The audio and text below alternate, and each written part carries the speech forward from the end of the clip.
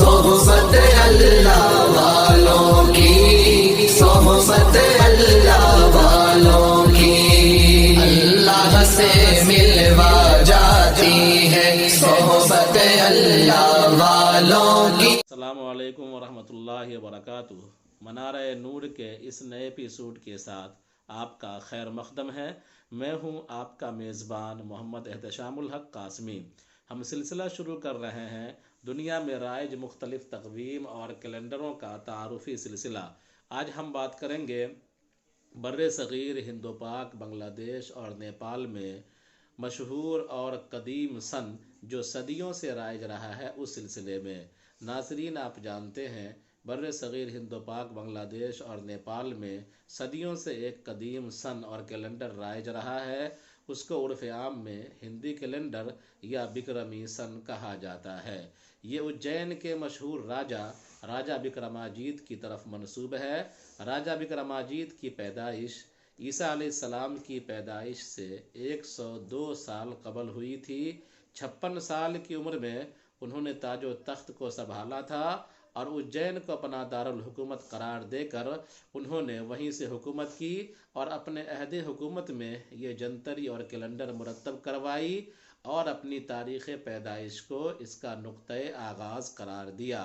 تو گویا کہ اسی نسبت سے اس کیلنڈر کو اجین کے مشہور راجہ بکرماجیت کی طرف نسبت کرتے ہوئے بکرمی سن کہا جاتا ہے اور بکرمی کیلنڈر بھی کہا جاتا ہے۔ یہ کیلنڈر سرکاری اعتبار سے صرف اور صرف نیپال میں رائج ہے، البتہ برادران وطن اپنے تہوارات، اپنے رسم و رواج اسی کیلنڈر کے اعتبار سے انجام دیتے ہیں۔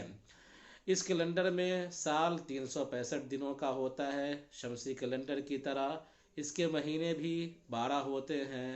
9 مہینہ 30 دن کا ہوتا ہے، ایک مہینہ بیساکھ 31 دن کا ہوتا ہے اور 2 مہینہ اس کا جیٹھ اور اساڑھ 32 دن کا ہوتا ہے۔ تو کل ایام ایک سال میں اس کے بھی 365 دن ہو جاتے ہیں۔ مہینوں کے نام اس طرح ہیں: چیت، بیساکھ، جیٹھ، اساڑھ، ساون، بھادو، آسن، کارتک، اگہن، پوس، ماگھ اور پھاگن۔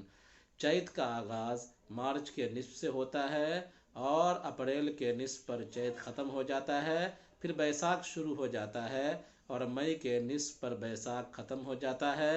گویا کہ ہر ہندی مہینہ انگریزی مہینے کے نصف سے شروع ہوتا ہے اور اگلے انگریزی مہینے کے نصف پر ہندی کا ایک مہینہ مکمل ہو جاتا ہے۔